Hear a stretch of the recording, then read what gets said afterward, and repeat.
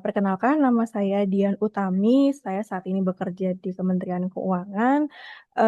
Asalnya dari Temanggung, Jawa Tengah. Kalau teman, mungkin kami mengawali dulu ya latar belakang sebelum Harmony Project gitu. Bagaimana kami memulai Harmony Project-nya gitu. Jadi waktu itu di Jakarta kan kami melihat bahwa banyak sekali pilihan kegiatan yang bisa kita lakukan gitu. Salah satunya ada beberapa komunitas yang bisa kita ikuti. Semasa itu kami tertarik dengan bidang pendidikan, jadi kami mengikuti kegiatan volunteering yang diadakan oleh NGO, salah satu NGO di Jakarta. Dari situ kita kemudian dapat inspirasi nih, kenapa kita nggak memulai itu juga dari diri sendiri gitu kan, dengan teman-teman di sekitar melihat kondisi-kondisi mungkin yang belum ideal di masyarakat kita. Jadi setelah itu membuat kita tergerak untuk menyusun si Harmony Project. Harmony Project ini sendiri terdiri dari teman-teman gitu, teman-teman yang di sekitar kami punya nilai yang sama terhadap kemanusiaan, terus juga apa namanya bersedia gitu untuk melakukan kegiatan secara sukarela. Seperti itu awalan dibentuknya Harmony Project. Ya, selamat sore Mbak Dian.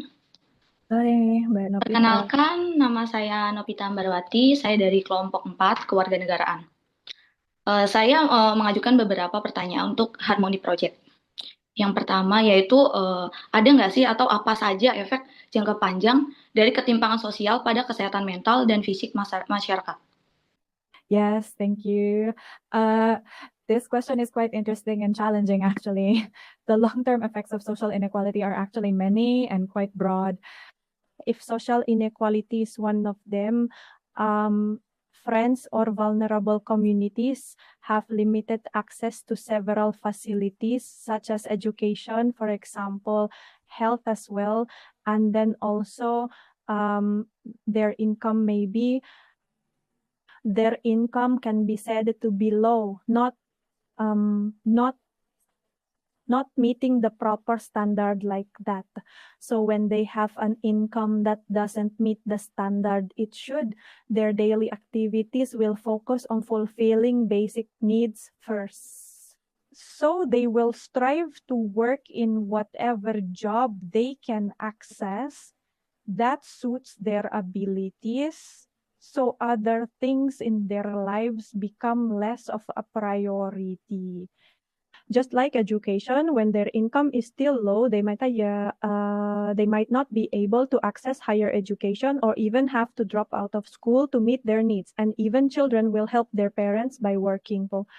When meeting their basic needs becomes the priority and their income remains low, they will, how to say, make do with whatever they have, and their nutrition might not be adequate, not as it should be, and then their education is not continued. Nototis sila affecting the area physical condition, physically they will be less than optimal in terms of growth and development. When parents cannot meet their children's needs, then the child's health condition will also be limited in terms of growth, physical development and thinking ability. Well, so when someone for example, cannot access education, they end up getting a job that is also not at a good level, more in the informal sector where the income cannot be determined daily. So in the end, when their needs and fulfillment in terms of economy do not align, so sometimes there are also those who resort to criminal acts, kalau mereka tidak mendapatkan pemenuhan kebutuhan yang layak, secara mental mereka depresi sampai akhirnya melakukan tindakan kriminal yang nanti amit-amit gitu ya, sampai pada akhirnya harus dipenjara. Jadi ini sangat berpengaruh banget gitu. Ketika dari segi ekonomi tidak memadai, maka seluruh kebutuhan hidupnya juga tidak bisa terpenuhi dengan baik. Begitu mungkin Mbak Novita yang bisa kami sharing. Ya, terima kasih Mbak Dian. Saya langsung ke pertanyaan selanjutnya saja ya. Yang kedua yaitu bagaimana Harmony Project menangani kasus ketimpangan ini dan apakah berhasil dalam penanganannya? Iya, baik. Kalau ini levelnya sudah makro sekali gitu ya, sangat-sangat luas gitu. Dan peranannya juga harus cukup besar andilnya. Kalau dari kami sendiri sebenarnya adalah melakukan hal-hal yang kami bisa pada tataran kami gitu. Tadi mikro yang menurut kami agar masyarakat rentan ini bisa melanjutkan hidupnya dan memiliki semangat untuk tetap melakukan pekerjaan hari-harinya gitu, kebutuhan primernya terpenuhi lebih dulu. Ketika terkait dengan ketimpangan sosial secara makro besarnya, ini sebenarnya kan butuh keterlibatan dari institusi atau lembaga negara gitu, mengambil kebijakan-kebijakan atau membuat intervensi bagaimana seharusnya mengelola agar ketimpangan sosial ini tidak semakin melebar dan lebih jauh gitu. Jadi kalau dari kami memang baru melakukan hal-hal yang bisa kami lakukan seperti itu, Mbak. Dari tataran yang memang mungkin dampaknya tidak besar, tapi rasa-rasanya gitu ya kalau dari kami semoga bisa membantu masyarakat rentan untuk tetap melanjutkan hidupnya. Seperti itu Mbak Novita. Terima kasih. Selanjutnya di pertanyaan yang terakhir, yaitu apa peran pendidikan dalam mengurangi ketimpangan sosial dan mengapa akses pendidikan masih menjadi masalah di berbagai daerah? Iya, sebenarnya begini, pendidikan itu kan peranannya besar, tidak hanya untuk masyarakat rentan, tetapi untuk seluruh masyarakat Indonesia gitu ya. Ketika kita bisa mengakses pendidikan yang baik sampai level yang tinggi, itu menjadi amunisi kita gitu istilahnya, bekal kita untuk menjalani kehidupan ke depannya. Dengan kita punya pendidikan yang baik, levelnya lebih tinggi, kita bisa mengakses pekerjaan yang lebih baik, lebih stabil penghasilannya, ataupun juga dari nominal juga cukup besar, sehingga kita bisa memenuhi kebutuhan dasar bahkan sampai ke tersier dari kebutuhan sehari-hari kita gitu. Nah, pengaruhnya pendidikan ini sendiri untuk ketimpangan sosial tadi, ketika kita sudah punya pendidikan yang baik, kita bisa memenuhi kebutuhan kita secara primer maupun tersier, sampai juga kita nantinya kalau mau punya efek atau dampak yang lebih besar, kita bisa membantu lingkungan sekitar kita seperti itu. Tapi yang paling pertama adalah kita punya kemandirian secara ekonomi terlebih dahulu, baru kita membantu yang lain. Itu mungkin yang pandangan saya gitu ya.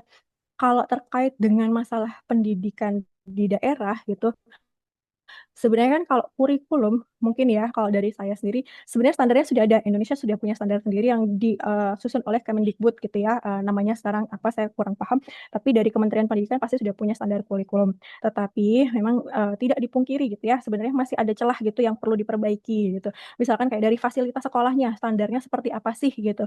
Karena kan standar sekolah itu sudah ada, tapi dari APBD mungkin gitu ya, dari pendanaan daerahnya belum mencukupi untuk bisa punya sekolah yang sama fasilitasnya di seluruh daerah. Itu yang pertama. Kemudian juga distribusi pengajar gitu.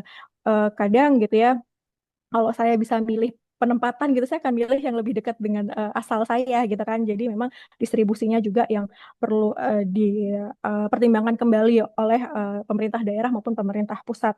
Standar gurunya juga mungkin perlu di apa ya kelola kembali gitu. Dan juga yang pasti terakhir adalah jangkauan wilayahnya gitu. Kalau semakin jauh kan kita mau ngasih distribusi bantuan pendidikan juga akan ada kendala hal-hal yang seperti itu mungkin yang masih perlu diperbaiki. Tapi kembali ini menjadi kewenangan dan tanggung jawab pemerintahan gitu ya, institusi atau lembaga pemerintah gitu. Kalau dari kami mendukungnya dengan apa yang kita bisa lakukan, hal yang paling realistis dan nyata gitu.